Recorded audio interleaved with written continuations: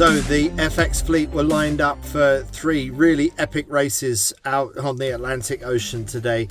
Huge waves, some of the biggest swell that some of these experienced Olympic sailors have ever seen in their long careers. 18 knots of wind, not that much wind, but it was all about the waves. But tactically, what was going to work out? Well, heading out on the right hand side, we had Italy 72, and they were going to be a feature of the day. But actually it was Italy 20, Jana Germani and Giorgia Bertuzzi, that you see now leading with a purple Jenica, charging downwind with a really significant lead of about 100 meters over GBR 230, Megan Brickwood and Steph Orton, who have been starting really well all day. Bit of a sketchy jibe there from Italy 20, but they get away with it, and the Italians just dropping the kite and getting ready to round the yellow lured mark as they get ready to charge upwind on the left hand side. And it gives you a sense of the swell, the big waves that these sailors are dealing with all day today.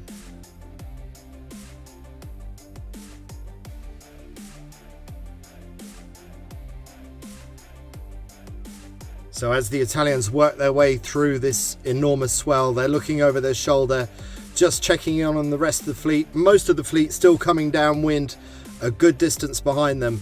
And it's Canada 25 that pose the biggest threat to the Italians at the moment, who we continue to see coming out to the left-hand side, out to the shore side of Course Bravo, here just outside of Marina Rubicon in Lanzarote.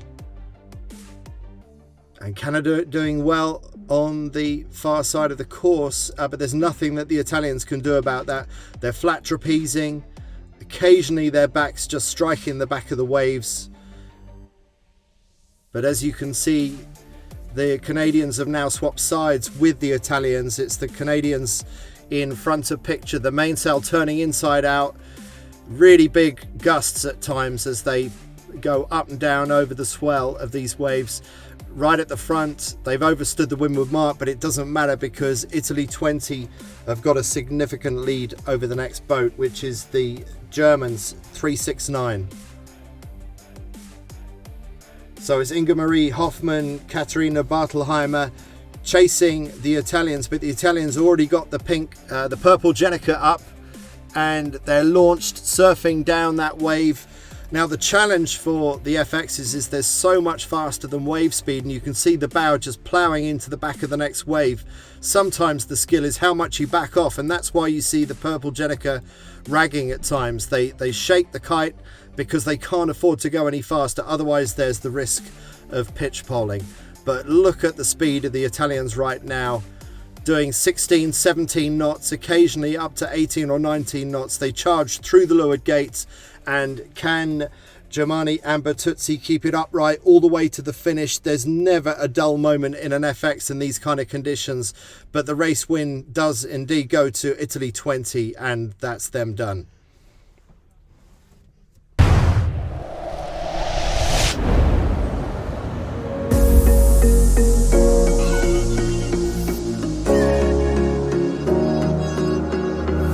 Running through the last of my thoughts, standing on the edge of my time. Everything I know will be gone in a minute, and that's alright, alright, 'cause I'm free.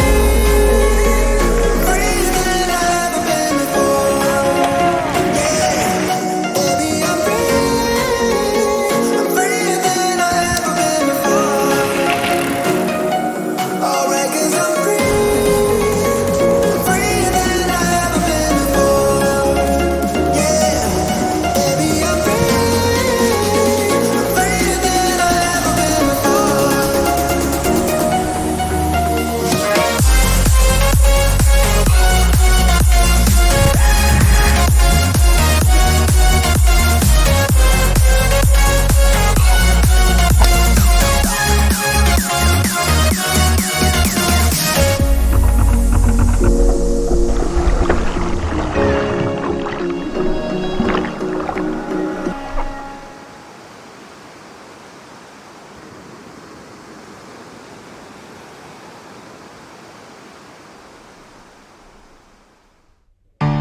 So it was Italy 20 that set the pace in the first race of the day. Who's going to be fast out of the blocks for the second race of day 2 of Lanzarote International Regatta? Well, again, it's GBR 230, really fast start for Megan Brickwood and Steph Orton from Great Britain, and also going very well is the other British team, GBR 9. But here in front of picture, it's those Italians again. Italy 20, Germani and Bertuzzi looking really good on the left-hand side of the racetrack, but how are they doing against the boats on the far side? Well, here's the best of the far side. It's GBR 9, it's Freya Black and Saskia Tidy successfully getting the boat borne away, making it look a lot easier than it actually is in the FX in these conditions.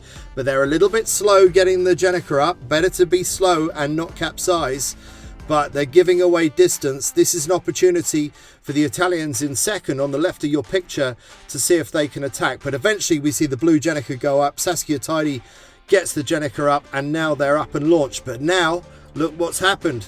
That slow hoist, it played into the hands of the Italians, and it's Italy 20, winners of the previous race, just going faster and lower than the British and moving into the lead. So again, it's Germani Bertuzzi taking the lead ahead of Black and Tidy, but also it's another British team just jibing on the right hand side with the red Jenica. That is Megan Brickwood and Steph Orton. So the Brits going really well in this race, but will either of those British teams be good enough to beat these Italians with the purple Jenica? Bertuzzi getting the Jenica down the front of the boat, and really nice drop, getting ready to round up towards the right hand side as the Italians head out to the seaward side of the racecourse, and they have really stretched their lead. And now coming up towards the top of the course, Italy still leading, doing 11 knots of boat speed upwind, with about a 40 metre advantage over the British GBR 230, who have got the better of their teammates GBR 9, Freya Black and Saskia Tidy. So really good sailing here by Brickwood and Orton to be in second place. Approaching the top mark, and it's Italy 20 on a good ley line. And now one of the most hazardous moments in these conditions, it's the bear away, which is why you don't see them change direction straight away. The Italians have waited for the wave, they've waited to pick their moment, and now Bertuzzi goes into the boat, hoists the Jenica, another hazardous moment, but they've got that sail up, that more than doubles the sail area. But look at the wave coming up behind them, and it's so perilous for them. They've got to judge the speed of this boat absolutely perfectly. You don't want to go too slow because your competitors will catch you up, but you don't want to go too fast, otherwise you drive into the back of the wave in front of you and you could nosedive and pitch pole. 170 metre gap back to GBR 230. A bit of traffic on the race course, a cruising boat which the Italians managed to successfully avoid, all the while thinking about the next big wave in front of them. And a bit of a shaky jibe, bit of a safety jibe by the Italians. Not the slickest of manoeuvres, but it doesn't seem to matter because Germani and Bertuzzi are fully up to speed again on port jibe. Another jibe from the drone shots that we see this time, and just taking it easy, not getting onto the trapeze too quickly, not taking any more risks than they need to. A safety drop there from the Italians, and well, this is what can happen sometimes. You see on the Italian boat, Italy 72, the top of the mast has snapped. They're still driving that orange Jenica. Will they be able to overtake GBR 230? It looks like Brickwood and Orton have managed to hold on, and really good sailing by Italy 72 to even be able to get across the finish line with a broken mast. And that was Alexandra Stalder and Sylvia Sperry managing to survive the moment.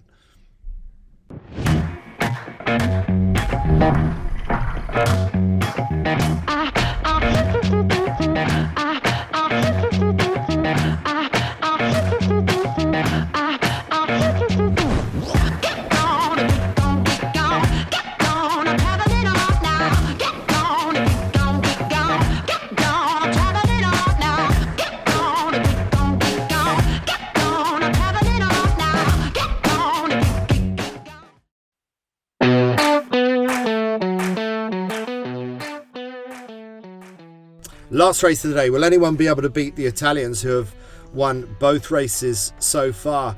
Well, we haven't had much to say about the reigning Olympic champions, Martina Grael and Kayena Kunz, but the Brazilians doing very well in the early stages of this race. But look, it's those Brits again, GBR 9 and GBR 230, again making the running. So the British going really fast in these lumpy, difficult conditions. Coming towards the top of the race course, it's the experienced Americans Steph Roble and Maggie Shea who lead going around. GBR 9 also very close at the front. We've seen some really good sailing from Freya Black and Saskia Tidy already today. And that's Black and Tidy in the middle of your screen now with the Blue Jenica charging downwind on port jibe. And from this perspective, it looks like maybe the waves have subsided a little bit. But no, as I say that, they leap off a wave and it looks as hazardous as ever. So still very, very sketchy conditions at times. And just when you think things are settling down, a wave comes out to try and grab you. And there's been a lot of attrition today, but so far so good for Freya Black and Saskia Tidy coming down towards the bottom of the race course and looking in very good shape indeed. And it's some different Italians that are chasing them as Black and Tidy come down towards the bottom gate. And going slow here, going slow is not always safe in a 49er FX skiff. They were a little bit high of leyline and that's why they did that. And now Saskia Tidy reaches in, uses her enormous strength to get the Jenica back in, and a good smooth rounding by Black and Tidy. Actually a little bit scrappy on getting the sails in, but it doesn't really matter because they've got a 140 metre lead over the next boat. And you can see that GBR 9 have continued to hold that lead quite comfortably as they bear away from the windward mark and get that Blue Jenica up again.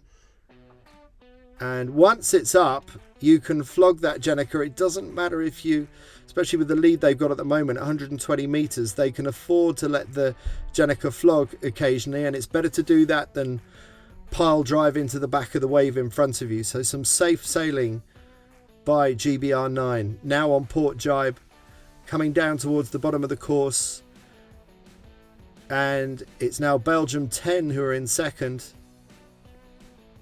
Coming down towards the bottom of the course, both on trapeze.